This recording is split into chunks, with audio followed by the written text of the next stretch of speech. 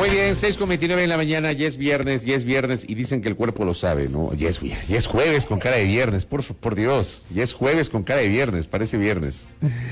Ah, con cara de viernes, bueno. Gracias también los mensajes que recibimos a través de nuestro canal YouTube, se llama Sonorama TV, si quieren ustedes seguirnos. Y gracias además porque mucha gente ha comenzado a suscribirse a nuestro canal, nos ayudan a crecer. Miren ustedes cómo en apenas 2 semanitas hemos crecido, o sea, de canal novísimo, ¿no? Novísimo. Comenzamos casi desde cero y hoy tenemos ya 1,170 suscriptores. Dios les pague por aquello. Sigan suscribiéndose, por favor, no les cuesta nada, simplemente es un clic, suscrito y ya. No les va a llegar notificaciones, ni les van a agobiar, ni mucho menos. Pero nos ayudan obviamente a crecer como canal de YouTube a través de Sonorama TV y allí nos pueden seguir no solamente este espacio, sino también los otros espacios informativos que tenemos acá. Asignación Especial, que es nuestro programa vespertino de la tarde, junto al periodista Wilson Moposita. Tenemos también Sono Deportes, entre otros espacios. El programa de Rommel de la tarde también lo están transmitiendo digitalmente. Bueno, estamos, digamos, en estas fases, ¿no? En la cual los diversos programas de la radio poco a poco se van incorporando a este mundo digital. Así que siempre es interesante saber que nos siguen. Igualmente, quienes están con nosotros a través de la fanpage de Facebook de Sonorama, siempre agradecerles por compartir nuestra transmisión, por poner un like, un me gusta y por compartir justamente nuestra transmisión con sus amigos, con sus allegados, que eso también nos permite y nos ayuda a crecer, ¿no? Por ejemplo, acá en YouTube ya tenemos reportes desde Guayaquil, ¿no? Don Jorge Armijos nos saluda desde el Manso, desde las Acacias en el sur de Guayaquil. Néstor Gallardo, en cambio, desde el suburbio de New York. Abrazos, ¿ah? ¿Cómo está el clima por allá, don Néstor? Desde Esmeraldas también. Juan Vallejo que nos escribe. Allá también tenemos nuestra frecuencia en señal abierta, la 91.1 FM estéreo. Gracias por aquello desde Urdenor. Igualmente en Guayaquil, Eduardo Salazar que nos está saludando. Y bueno, les envío un saludo a todos. Gracias por conectarse, por confiar en este proyecto comunicacional. A ver, ¿cómo cerramos la semana? Y digo, creo que hay una de cal y una de arena. Hay que siempre sopesar las cosas en su justa medida. Ayer el presidente Lasso tomó 2 decisiones que creo yo que hay que analizarlas. La una, le pide a la Contraloría General del Estado que audite su declaración juramentada. El presidente Lasso le envía justamente un oficio dirigido a la Contraloría, al ingeniero Carlos Riofrío González, él es el Contralor General del Estado subrogante. Como se entiende que es el Contralor, ¿no?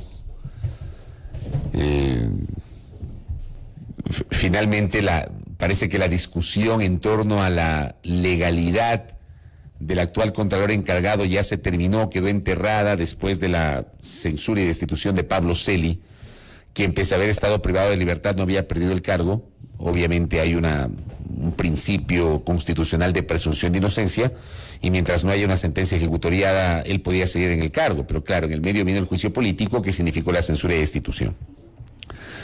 Este oficio, dirigido por el presidente Lasso, con fecha 6 de octubre del 2021, al señor ingeniero Carlos Riofrío González, Contralor General del Estado subrogante, dice: estimado señor Contralor, siempre he pensado que el ejercicio de la función pública se fundamenta en la ética y la vocación de servicio. Coherente con esta convicción, cumplo permanentemente con todas las disposiciones legales respecto de la transparencia de mi patrimonio. Por ello, solicito respetuosamente que disponga la realización de un examen de mi declaración patrimonial jurada, conforme lo autorizan el artículo 31 de la Ley Orgánica de la Contraloría General del Estado y el artículo 15 de la Ley de Presentación y Control de Declaraciones Patrimoniales Juradas. Para el efecto, ratifico la renuncia al sigilo bancario que establece el Código Orgánico Monetario y Financiero, tal como consta en mi declaración. Agradezco la atención que le dé esta solicitud. Cordialmente, Guillermo Lasso Mendoza, presidente constitucional de la República. En estricto sentido es correcto lo que hace el presidente. Digamos, desde el concepto.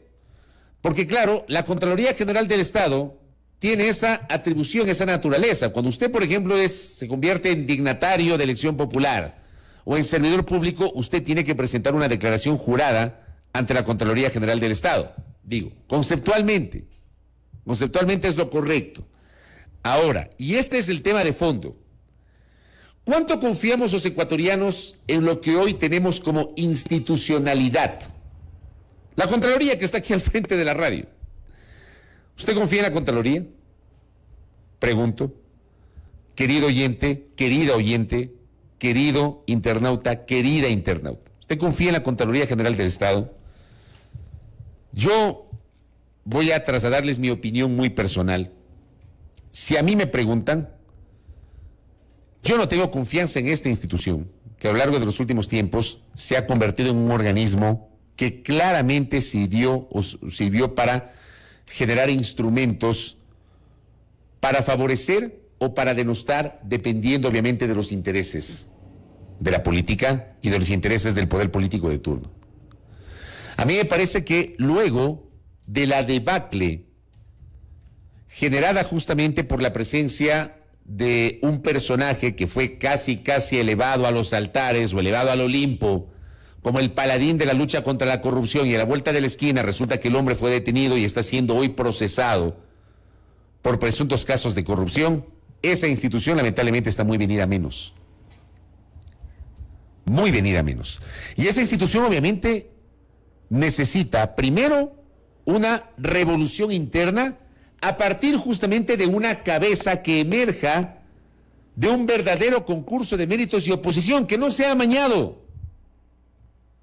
Un concurso de méritos y oposición en donde participen las mejores mentes que sí las hay en el Ecuador. A mí no me digan que no hay abogados o que no hay especialistas que puedan, con sentido de patria, con sentido de país, mojarse las botas y participar en el proceso para eventualmente manejar, conducir la Contraloría General del Estado.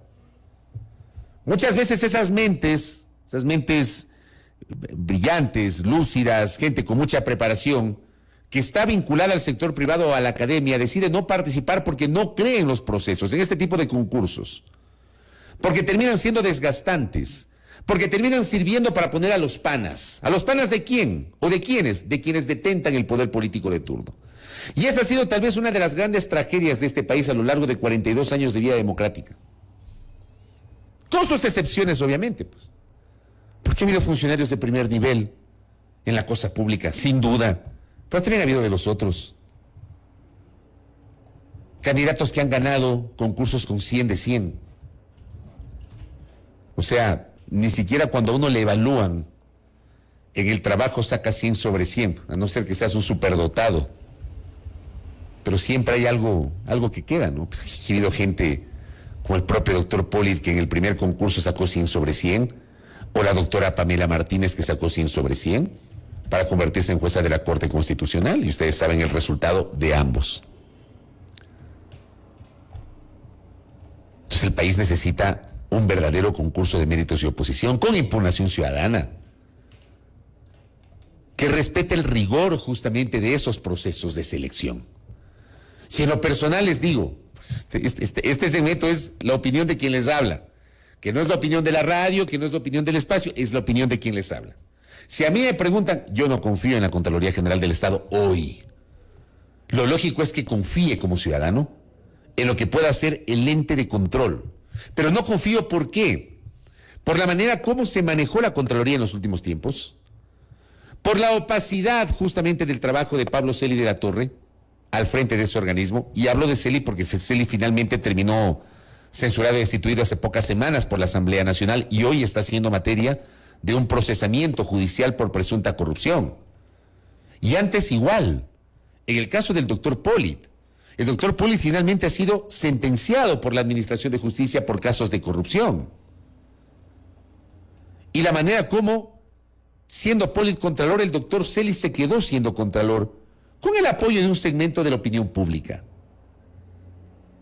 que acolitó esos episodios de junio del año 2017, no tengamos memoria corta. Y después, tras la detención del doctor Celi, enterarnos de evidencias que apuntarían justamente al manejo irregular y direccionado de la Contraloría General del Estado y de sus informes. Y hoy, quien detenta el cargo de Contralor General del Estado encargado, el doctor Riofrío, a quien no lo conozco, no tengo ninguna referencia de él, pero el doctor Riofrío terminó siendo designado por el doctor Celi, con cuestionamientos respecto del origen de su designación. Porque claro, el doctor Riofrío, ingeniero Riofrío, fue designado por el doctor Celi cuando el doctor Celi estaba privado de la libertad, que eso también fue materia de una discusión. Que como un funcionario que aunque no ha perdido el cargo con base en la presunción de inocencia, está privado de la libertad, puede firmar documentos, puede poner o sacar funcionarios. Y esta discusión también iba de la mano con lo que pasaba con Freddy Carrión, en el caso de la Defensoría del Pueblo. Y nótese la diferencia, porque en el caso de Celi, o en el caso de Riofrío, nombrado por Celi, resulta que Riofrío finalmente se quedó como contralor. Nombrado por Celi, privado de la libertad. En el caso de Carrión, que también había sido privado de la libertad, y que nombró otra vicedefensora, resulta que allí en cambio no se dio paso a aquello y permaneció la anterior vicedefensora, la doctora Zaida Rovira. Digamos, este tipo de incoherencias que muchas veces hay, están marcadas ¿por qué? Porque lamentablemente no hay claridad en la legislación. Si a mí me pregunta, que yo lo dije en su momento, un privado de libertad, siempre defendiendo el debido proceso y la presunción de inocencia, pero un funcionario privado de la libertad debería automáticamente estar prohibido de firmar documentos. No pierde el cargo, ciertamente, porque hay un debido proceso que se debe seguir, porque hay normas constitucionales que se deben respetar. Pero no estaríamos en esta discusión de si es válido o no un nombramiento desde la cárcel, por más que sea prisión preventiva, si la norma fuese un poco más expresa en ese sentido. Bueno, entonces regresando al tema de la Contraloría, el ingeniero Riofrío tiene obviamente estas particularidades. Dicen que por sus obras los conoceréis. ¿Qué está haciendo hoy el nuevo Contralor General del Estado encargado para tratar de elevar la imagen de la Contraloría? Una institución que debe ser absolutamente técnica o eminentemente técnica, donde hay muy buenos funcionarios, donde hay técnicos de carrera, técnicos de primer nivel, pero que ha sido claramente utilizada por el poder político de turno, dependiendo obviamente de los intereses. Digamos, me refiero a esto con base justamente en lo que ha pedido el presidente de la República, que yo insisto, conceptualmente es lo correcto, pero el tema de fondo es, ¿podemos confiar en esta Contraloría? Esta Contraloría puede hacer un examen especial en serio sobre las declaraciones patrimoniales juradas del señor presidente de la República, que tiene legítimo derecho de defenderse y tiene además la obligación de responderle al país con mayor especificidad sobre el manejo justamente de su dinero, de sus recursos, de sus bienes, de sus cuentas, de aquellas empresas que dice él que tuvo y que ya no las tiene, domiciliadas en paraísos fiscales. Entonces, el tema de fondo es este. ¿Se puede confiar en esto que le llaman algunos la institucionalidad muy venida menos en los últimos tiempos? ¿Se puede confiar? ¿Podemos confiar? Si a mí me preguntan, yo no confío. Probablemente recuperaré la confianza en esta institución luego de que haya un concurso de méritos y oposición transparente, abierto, en el que participe gente de primer nivel y que el nuevo contralor o contralora emerja justamente de un verdadero concurso y que dentro de esa institución se haga toda una revolución que le permita recuperar la imagen y la confianza de los ciudadanos. Digamos que este como primer elemento, como primera referencia. El otro elemento, el señor presidente de la República se muestra abierto a contribuir a una investigación por parte de la Asamblea Nacional. La Asamblea Nacional tiene la atribución constitucional de fiscalizar los actos de la función ejecutiva y la Asamblea Nacional no discrimina a la persona del señor presidente. No la discrimina. Pero claro, establece particularidades, por ejemplo, en el caso de un juicio político. Usted al presidente de la República no lo puede llevar al juicio político porque le cae mal. Hay causales específicas establecidas en la Constitución. Causales específicas establecidas en la Constitución de la República. Son diferentes, por ejemplo, a las causales establecidas con otro tipo de funcionarios, con ministros de Estado o personajes que forman parte de los organismos de control que son sujetos de fiscalización de la función legislativa. Para llevar adelante un juicio político al presidente de la República, además, se necesita, entiendo, un dictamen previo de la Corte Constitucional. Entiendo que se establecen una serie de normas para, obviamente, no poner el cargo de la presidencia de la República en estos vaivenes que muchas veces tiene la legislatura ecuatoriana. Y que lo digan Bucaram y Gutiérrez. A Bucaram lo destituyeron con una causal ridícula, sin derecho a la defensa del presidente. No es una defensa de Bucaram. Es simplemente una reflexión sobre un episodio que ocurrió la noche del 6 de febrero de 1997, cuando con 44 votos de 77 diputados de la época, yo estuve presente ahí, era reportero en Gamavisión en aquel tiempo, estuve en esa sesión del Congreso Nacional, destituyeron al presidente de la República sin fórmula de juicio político. Lo declararon incapaz mental para gobernar, sin un certificado previo de Lorenzo Ponce, por ejemplo, o sea, de un psiquiátrico. Y en el año 2005, igualmente, esa fue todavía más ridícula esa causal, y tampoco es una defensa de Gutiérrez, pero aquel miércoles 20 de abril del año 2005, el Congreso que se reunió en el auditorio de Ciespal declaró en abandono del cargo la presidencia de la República cuando Gutiérrez estaba en Carondelet despachando.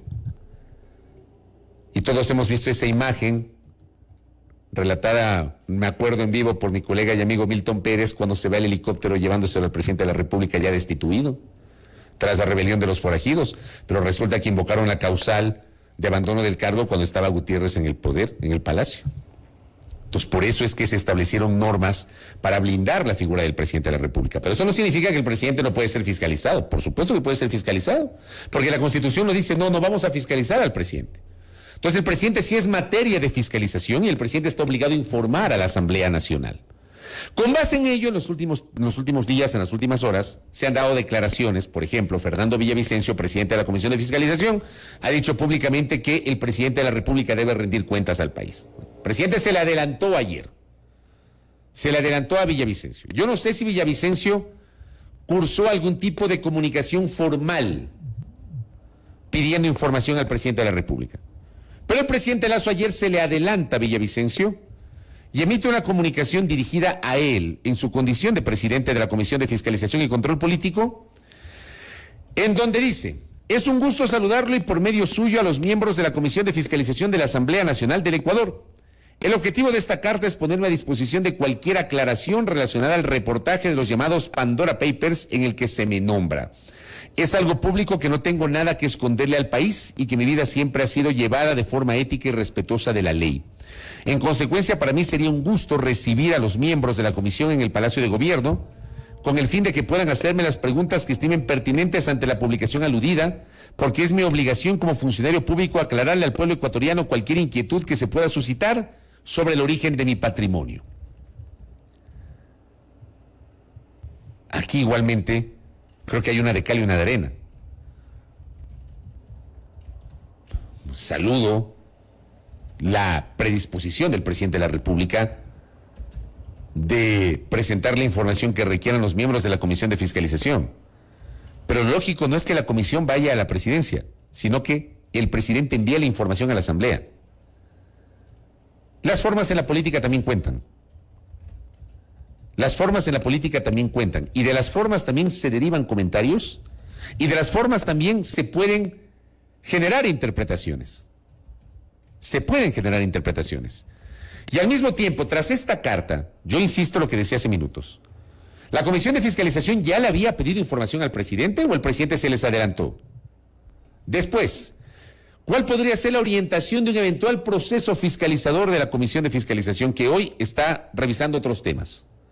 Pero digo, la Comisión de Fiscalización tiene la voluntad de llevar adelante un proceso igualmente de indagación política, porque ese es su rol, respecto de los denominados Pandora Papers. ¿O será mejor que la Asamblea integre una comisión multipartidista específicamente para este tema? Entiendo que hay una intención por parte de algunos legisladores de integrar una comisión multipartidista que garantice justamente un debido proceso y el acceso a información relevante que permita clarificar estos temas, más allá de las explicaciones que desde mi punto de vista han sido muy generales por parte del presidente de la República. Yo creo que al presidente a lo largo de esta semana le ha faltado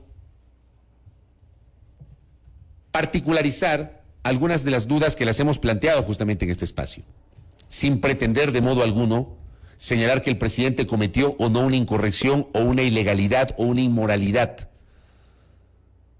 porque creo yo que el presidente tiene el legítimo derecho de defenderse, pero al mismo tiempo está obligado a presentar los descargos correspondientes al país. Y yo he sentido que ha faltado mayor información. Ayer el presidente Lasso tuvo una nueva aparición, entiendo, a nivel digital. Aquí tenemos algunas reflexiones de lo que ha dicho ayer el presidente. Como su presidente estoy aquí para aclarar cualquier inquietud y responder a sus dudas las veces que sean necesarias. Cuando algunos oportunistas insisten en aprovecharse de lo que sea para confundir a la opinión pública, lo mejor es actuar con absoluta rapidez, apertura y transparencia. No solo para brindar información, brindar a la ciudadanía la tranquilidad que merece, sino para evidenciar la absoluta mala fe y desesperación de quienes se oponen a los cambios profundos que requiere el pueblo ecuatoriano y que el gobierno del encuentro está llevando a cabo. Por ello, mediante carta enviada esta mañana, he pedido yo mismo a los miembros de la Comisión de Fiscalización de la Asamblea que acudan aquí al Palacio de Gobierno. Los he invitado personalmente para que hagan las preguntas que tengan sobre los famosos Pandora Papers, tema ante el cual ya me he pronunciado en días pasados. Señores miembros de la Comisión, vengan a averiguar lo que deseen. Este Palacio de Gobierno es una casa de la democracia y transparencia.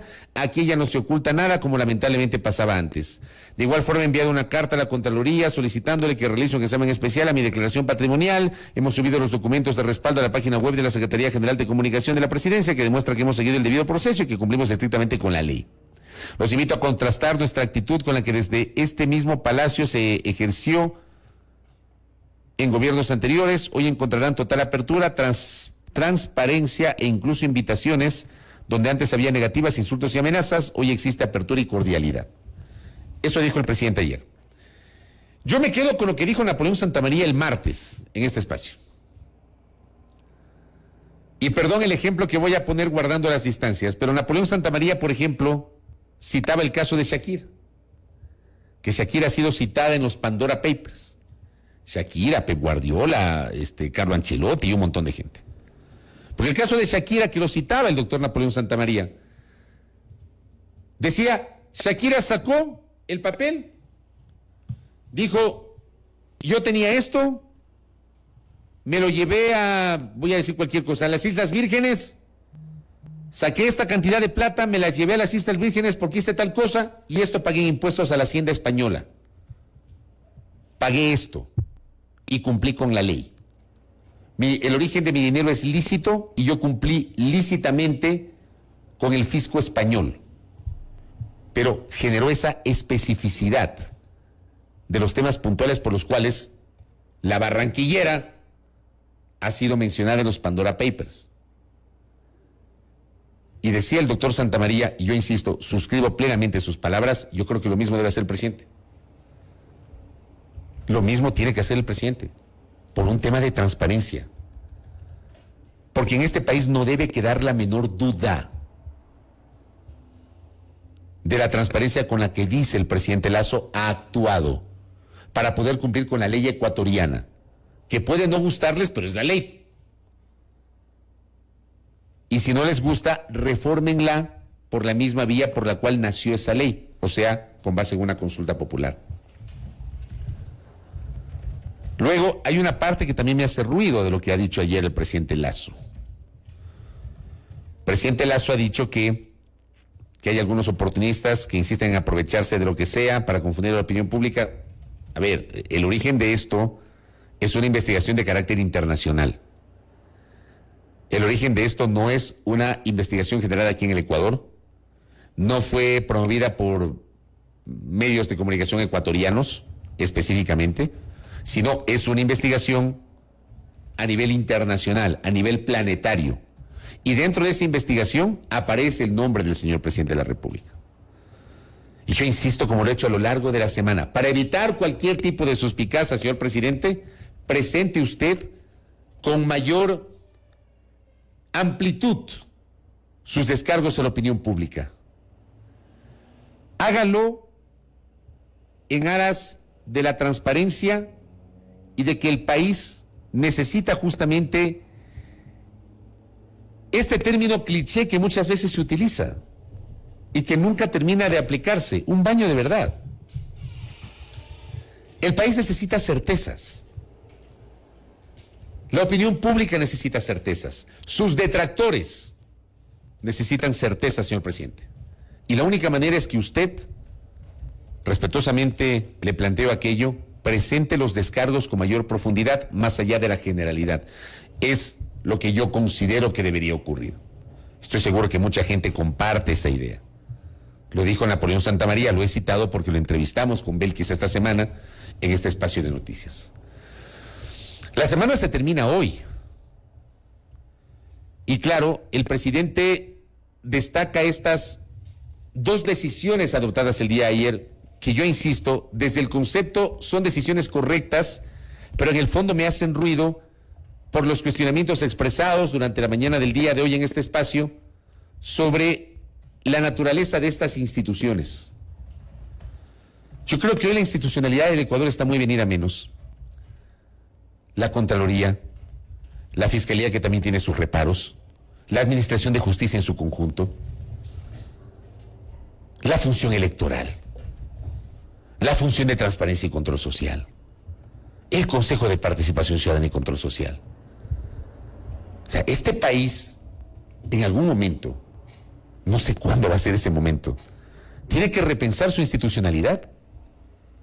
Pero en serio, ¿hacia dónde vamos como país si no confiamos en la institucionalidad? Y no confiamos porque lamentablemente esas instituciones han comprado todos los boletos para que no tengamos ningún tipo de confianza.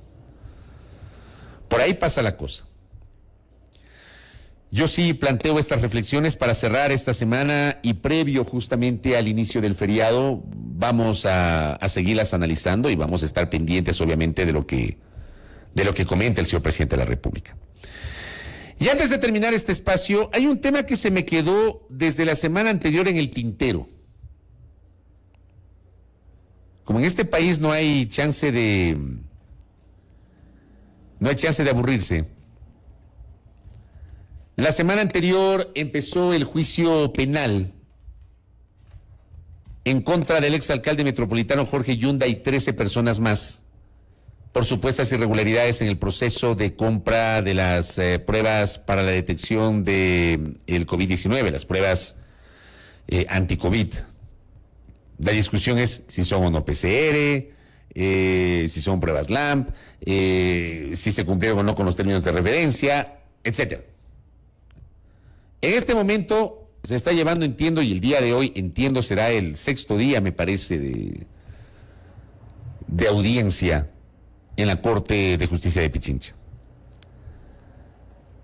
Este es un juicio complejo, no solamente por el tema, sino por las implicaciones políticas que pueda tener. Y creo que es el momento, querida audiencia, de que la Administración de Justicia salga por sus fueros y demuestre que sus decisiones son apegadas a derecho, por un lado. Por otro lado, que esas decisiones no responden al interés político mediático. Y también creo que es el momento que la opinión pública deje que la justicia actúe. Porque en este país nos hemos acostumbrado que si mañana o pasado se emite un fallo judicial, como no nos gusta, automáticamente decimos que al juez le pagaron, que al juez le compraron, que al juez lo coimaron y que la resolución tiene claramente tintes políticos. Creo que este proceso judicial hoy que está llevando a cabo la Corte de Justicia de Pichincha puede ser una buena oportunidad para que la función judicial salga por sus fueros, pero también para que la opinión pública permita que la justicia actúe. Y dentro del segmento de la opinión pública estamos los medios y estamos los periodistas.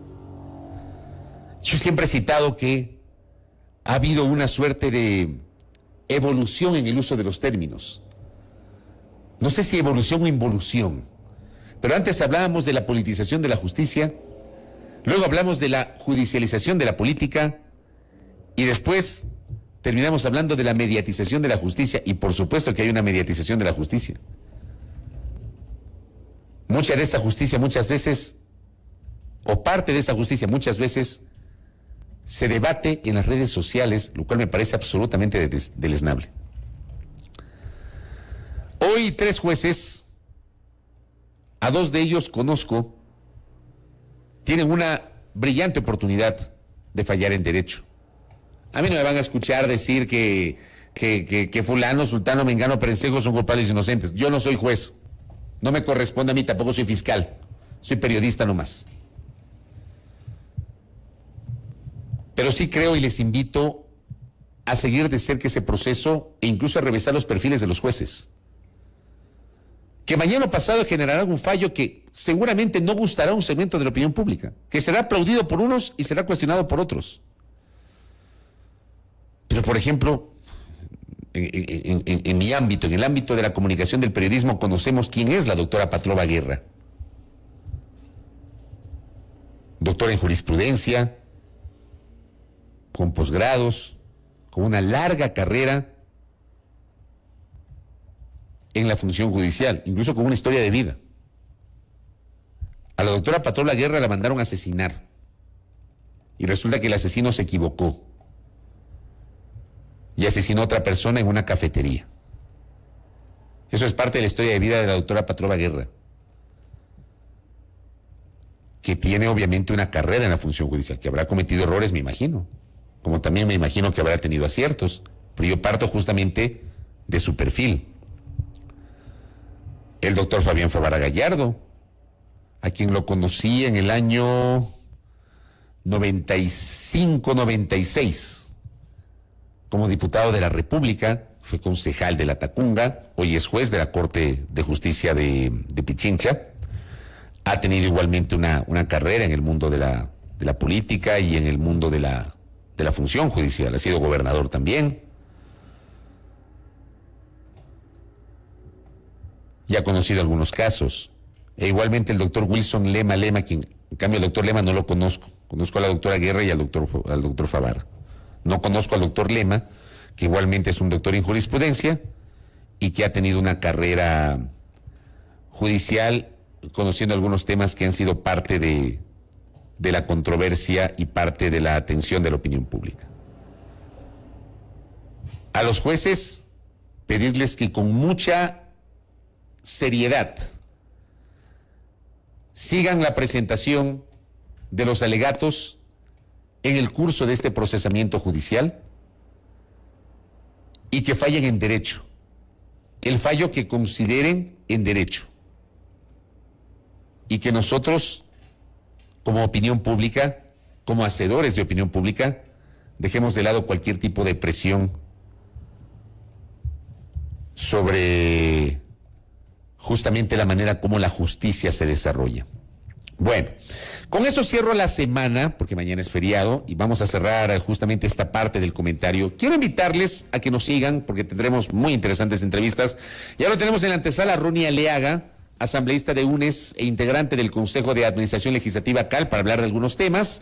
Luego estableceremos un contacto vía telemática con Dalton Basigalupo, asambleísta de Izquierda Democrática, integrante del Comité de Ética de la Función Legislativa, para hablar del caso de Bella Jiménez y de Egner Recalde. Los dos fueron asambleístas de Izquierda Democrática y ambos ya no están en esa agrupación política y han tenido algunos señalamientos. Luego estará Bella Jiménez justamente con nosotros, visitará nuestra mesa de trabajo. Ayer el Comité de Ética aprobó un informe con unanimidad de sus cinco integrantes, recomendando al Pleno de la Asamblea la destitución de Bella Jiménez a su condición de asambleísta. Estaremos hablando con Bella Jiménez y después hablaremos sobre los alcances de la relación hoy ejecutivo CONAIE con Guillermo Churchumbi, quien es el alcalde del Cantón Cayambe aquí en la provincia de Pichincha. Vean ustedes, tenemos una agenda variadita y esperamos contar con vuestra generosa sintonía. Hasta aquí el comentario. 7:04, vamos con información internacional tras la pausa y luego Ronnie Aliaga, aquí en A Primera Hora.